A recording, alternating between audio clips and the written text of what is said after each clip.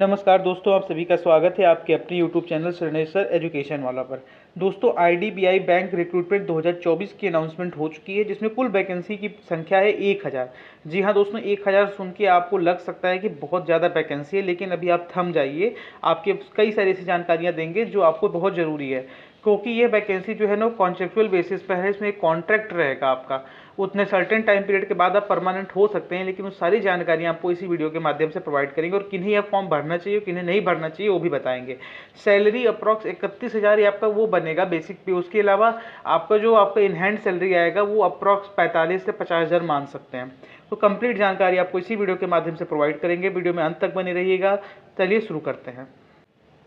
यह देख सकते हैं, यह है ऑफिशियल नोटिफिकेशन। यह नोटिफिकेशन हमारे टेलीग्राम चैनल श्रेणेश्वर एजुकेशन वाला पर ही आपको मिल जाएगा। आप लोग देख सकते हैं आईडीबीआई बैंक, जिसका स्लोगन है कि बैंक ऐसा दोस्त जैसा। इसके तहत एक पोस्ट जारी किया गया है, वैकेंसी जारी की गई है। सिंस 1964 है ये बैंक इस्टेब्लिश हुआ है। तो अब ये देख लीजिए कि ये advertisement number 9/224 2024-25 recruitment of executive and sales and operations ESO 2025-26 के लिए अनाउंसमेंट हुआ है। अब इसके अलावा इसमें पोस्ट की संख्या आप लोग देख लीजिए, तो वो पोस्ट जो है ना वो बहुत आपको आकर्षित करेगा अपने तरफ। टोटल नंबर ऑफ वैकेंसीज 1000 है। कितनी है टोटल नंबर ऑफ वैकेंसीज? 1000 हैं। और इसके अलावा आप लोग देख सकते हैं ये उसका क्लासिफिकेशन है कि अनरिजर्व में 448, एसटी की 94, एसटी की 127, ओबीसी 231, ईडब्ल्यूएस के लिए 100 है। और जो फिजिकली वो बेंचमार्क डिसेबिलिटी वाले रहते हैं उनके लिए भी वैकेंसीज अच्छी खासी संख्या में है। तो ये देख करके आप आकर्षित हो सकते हैं, लेकिन अभी आपको हम आगे बढ़ेंगे। Vacancies are provisional and can be reduced cancelled. जैसे आप बैंकिंग में भी आप देखिए आईबीपीएस में 4500 से 3900 हो गया, तो ये सब तो चीज़ें चलती रहती है। ये इंपॉर्टेंट ये समझ लीजिए आप लोग कि cut off date of for eligibility criteria age, आपकी जो एज की कट ऑफ है वो आपका अक्टूबर 1 यानी अक्टूबर 1 तक अगर आप 20 साल के हो गए हैं तो आप अप्लाई कर सकते हैं। और एडवर्टीजमेंट की डेट इस फालतू से ऑनलाइन रजिस्ट्रेशन है ये 7 नवंबर से लेकर के 16 नवंबर तक खुला रहेगा। Tentative date of online test ये 1 दिसंबर को ही इसका टेस्ट हो जाएगा। इतना बात जान जाइए, 1 दिसंबर को इसका टेस्ट हो जाएगा। Any changes modification in the date वो आपको बता दिया जाएगा और इस चैनल के माध्यम से भी आपको बता दिया जाएगा। एलिजिबिलिटी क्राइटेरिया में अगर आप लोग देखेंगे तो आपको पहले ही बता दिया कि मिनिमम 20 साल एज है, मैक्सिमम 25 साल एज है। और educational qualification a graduate from recognised university in any discipline from a university recognised approved by the government bodies AICTE और यूजीसी से अप्रूव्ड यूनिवर्सिटी में आप लोग भर सकते हैं ग्रेजुएट हैं तो। Diploma passing only diploma courses will not be considered as qualifying the eligibility criteria, यानी कि क्लियर कर दिया गया है सिर्फ और सिर्फ डिप्लोमा वाले बच्चे नहीं भर सकते हैं। और ग्रेजुएट जो भी हैं, चाहे जिस स्ट्रीम से इंजीनियरिंग किए हैं या बीए किए हैं, जो भी ग्रेजुएट हैं आप, तो वो आप लोग भर सकते हैं, उसका फॉर्म फिल कर सकते हैं। Computer literacy candidates are expected to have proficiency in computers IT related aspects. Computer आपको जो नॉर्मल बैंकिंग का आता है वही आपको उतना आना चाहिए, उसमें आपको कोई दिक्कत नहीं होगा। अब ये देख लीजिए, अब ये आपको मेन आकर्षित करेगा कि आप लोग का ये जो कितना पैसा मिलेगा, 29,000 पर month in the first year, पहले मंथ में। और उसके अलावा आप लोग ये देख सकते हैं कि 31,000 पर month in the second year. The appointment is purely या कॉन्ट्रेक्चुअल इन नेचर। क्लियर कर दिया गया है कॉन्ट्रेक्चुअल इन नेचर रहेगा। The appointee shall not be entitled to draw any allowances such as DA, HRA, ETC, nor be entitled for any super announcement benefits, gratuity and provisional fund. ये सब आपको PF में कुछ नहीं मिलने वाला आपको, ना तो डीए मिलेगा ना तो एचआरए मिलेगा। जो ये 29,000 है, 31,000 है, थोड़ा बहुत इधर उधर हो करके आपको ये लगभग 35-40,000 के अराउंड मिल जाए तो बड़ी बात है। यानी कि फिक्स सैलरी आपको 29,000 मिलेगी। हो सकता है इसमें कुछ आपका कट लग जाए, यानी कि कट तो ऐसे इसमें लिखा है पीएफ को तो कटना नहीं चाहिए। तो इतना तो आपके पास रहेगा कि 30-35,000 40,000 के अराउंड आपके पास सैलरी रहेगी, उससे ज़्यादा नहीं। बैंकिंग वाली सैलरी मत एक्सपेक्ट करिएगा कि आपको 95,000 ग्रॉस पे के साथ 72,000 आपका इन हैंड सैलरी या 70,000 इन हैंड सैलरी आ जाए, उतना नहीं आने वाला है।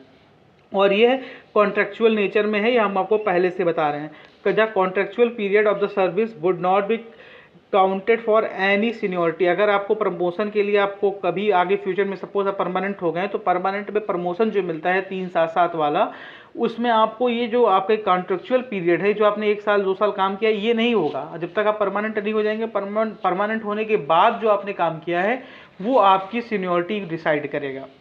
इसमें परमानेंट हो सकते हैं, ऐसी बात नहीं है।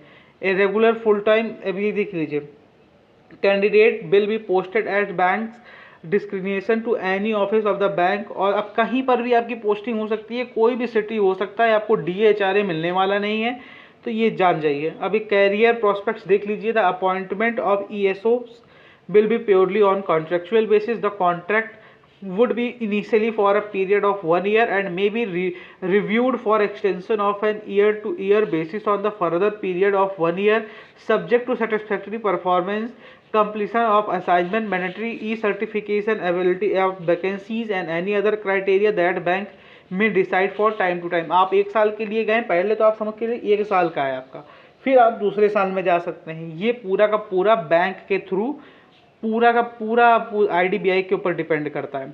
अब 2 साल की नौकरी पूरा कर ली तो भी लिखा हुआ है कि on successful completion of period of 2 years of the contractual service, appointee shall become eligible for appointment as junior assistant manager JAM grade O in the bank through a selection process that would be conducted by the bank. 2 साल नौकरी कर लिए आप, उसके बाद आप JAM यानी कि जो जूनियर असिस्टेंट मैनेजर होते हैं, इसके पद के लिए एलिजिबल हो गए हैं।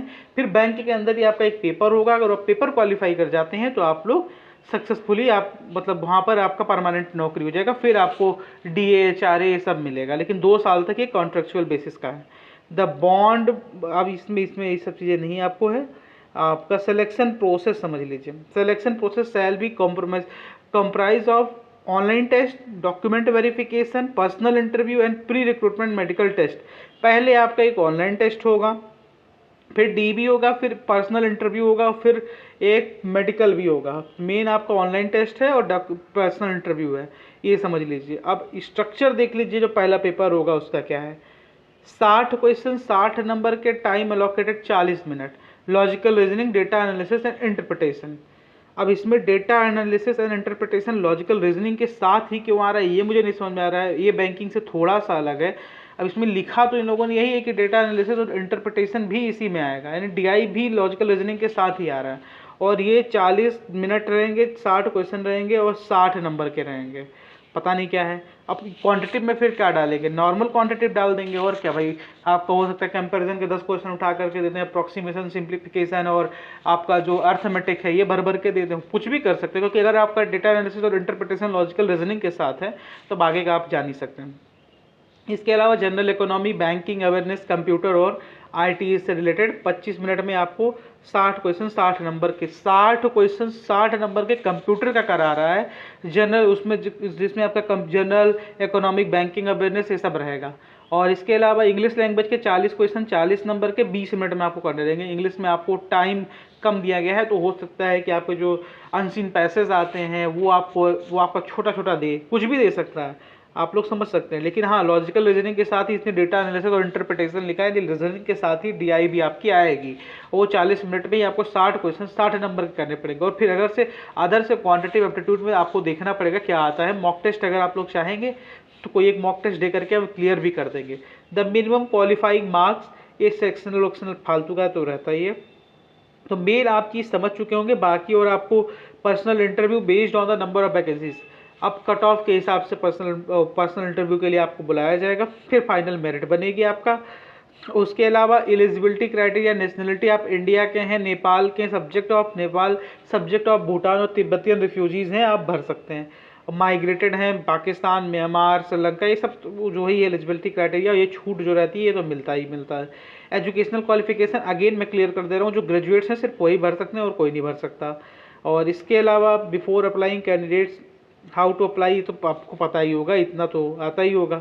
ये तो आपका हैंड रिटन जो आप लोग भरते हैं, I have be declare that all the information submitted by me, ये तो जैसे बैंकिंग वाला भरते हैं वही इसमें भी रहेगा।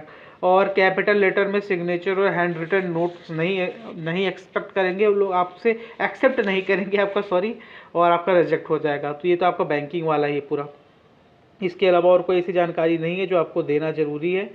डॉक्यूमेंट्स में आपका एज के लिए क्लास 10th और 12th की मार्कशीट, स्कूल लिविंग सर्टिफिकेट, इतना तो होगा ही यार। एजुकेशनल क्वालिफिकेशन में हाई स्कूल, इंटरमीडिएट और ग्रेजुएट, इसमें ऑल सेमेस्टर ईयर वाइज और consolidated marks sheets and degree and और provisional degree certificate issued by university, जो आपको मिलता है वो सब रहेगा। और अगर ओबीसी और एससी एसटी के हैं तो भैया अपना वो जो आपका सर्टिफिकेट रहता है वो बनवा लीजिएगा जल्दी से जल्दी। अब तो मतलब बन नहीं सकता, अब तो क्या आप 1 महीने में थोड़ा बन जाएगा, लेकिन पहले बना होगा तो आप लोग देख लीजिएगा उसका रेट। और ईडब्ल्यूएस वाले भी आपका तो 1 साल के लिए रहता है, तो आप लोग देख सकते हैं। ये है इसके exam centres, tentative cities, in cities में आपका एग्ज़ाम्स हो सकता है। स्टेट मतलब आप लोग देख सकते हैं इसमें, मतलब एग्ज़ाम के लिए हम क्या बताएं आपको, जो स्टेट हैं आप तो उस स्टेट के हिसाब से आप लोग देख सकते हैं। यहाँ पर आपको उत्तर प्रदेश क्यों नहीं दिख रहा है, ये क्या चीज़ है, ज़रा 1 मिनट में क्लियर कर लूँ। City name, tentative cities, state Haryana, Himachal, Jammu, Jharkhand, Karnataka.